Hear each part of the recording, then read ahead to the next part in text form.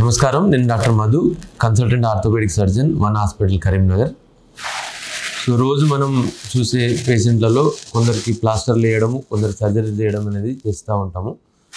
So ఏ పేషెంట్స్కి surgery చేయాలి, ఎవరికి ప్లాస్టర్ తర్వాత ఎన్ని రోజుల్లో ఎంత టైం అనేది సర్జరీ తర్వాత కానీ ప్లాస్టర్ తర్వాత బోన్ అనేది అతుక్కోవడం జరుగుతుంది, వీటి గురించి మనం వాళ్ళు డిస్కస్ చేద్దాము.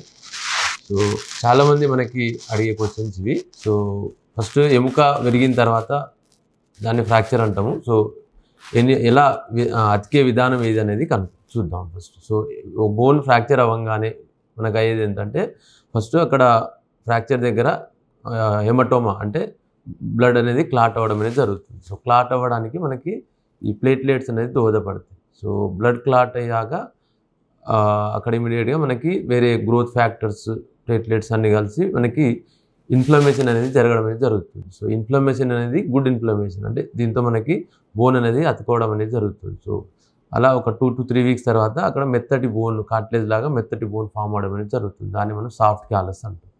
సో సాఫ్ట్ క్యాలస్ వచ్చాక కొన్ని వీక్స్ తర్వాత బోన్ అనేది హార్డ్ అవుతూ గట్టి బోన్, హార్డ్ క్యాలస్ అనేది ఫామ్ అవ్వడం జరుగుతుంది.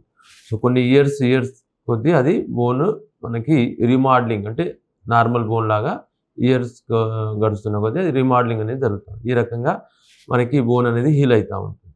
సో మనము ఎవరికి అంటే మనకు అడిగే క్వశ్చన్లో ప్లాస్టర్స్ ఎప్పుడు వేస్తాము, సర్జరీ ఎప్పుడు చేస్తాం అనేది దాని గురించి ఏంటంటే, మనము సర్జరీ ఎవరికి అడ్వైజ్ చేస్తామంటే మామూలుగా అయితే paediatric up to below 15 years పిల్లలకి అయితే జనరల్గా అయితే మనము ప్లాస్టర్తోనే నయం చేస్తాం. సో కొన్ని ఎక్సెప్షన్ కండిషన్స్లో తప్ప దాదాపు ప్లాస్టర్తోనే, అంటే సిమెంట్ పట్టితోనే నయం చేస్తాం.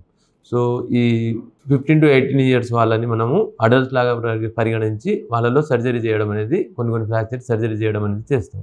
సో సర్జరీ అనేది ఎప్పుడు అడ్వైజ్ చేస్తామంటే తొందరగా మొబిలైజ్ చేయడానికి, అంటే ఎక్కువ రోజులు బెడ్లో ఉండకుండా అర్లీ మొబిలిటీ, తర్వాత అర్లీ రికవరీ, అలాగే బోన్ అనేది డిఫార్మిటీలో అంటే మాల్యూనియన్, అంటే తేడా పొజిషన్లో అతుకోకుండా కరెక్ట్ స్ట్రేట్ లైన్లో బోన్ అతుక్కోవడానికి మనం అనేది సర్జరీ అనేది అడ్వైజ్ చేస్తుంటాం. అలాగే ఈ జాయింట్లో ఎక్స్టెండెడ్ ఫ్రాక్చర్స్ ఉంటాయి. సో మన ఫ్రాక్చర్స్ మధ్యలో అంటే షాఫ్ట్ ఫ్రాక్చర్స్ ఉంటాయి, అలా కాకుండా జాయింట్ దగ్గర విరిగిన ఫ్రాక్చర్స్, అలాంటి వాటికి మనము జాయింట్ లైన్ రీకన్స్ట్రక్షన్ చేయడానికి కూడా సర్జరీ అనేది అడ్వైజ్ చేస్తూ ఉంటాం. ఈ టైం ఫ్రాక్చర్ అతుక్కోవడం అంటే ఎంత టైం, కొందరు అడిగే క్వశ్చన్స్ ఏంటంటే ఎంత టైంలో అతుక్కుంటుంది, అంటే ప్లాస్టర్తో తొందర అతుక్కుంటుందా, సర్జరీతో తొందర అతుక్కుంటుందా అంటే రెండింటితో అతుక్కునే టైము ఈక్వల్గా ఉంటుంది.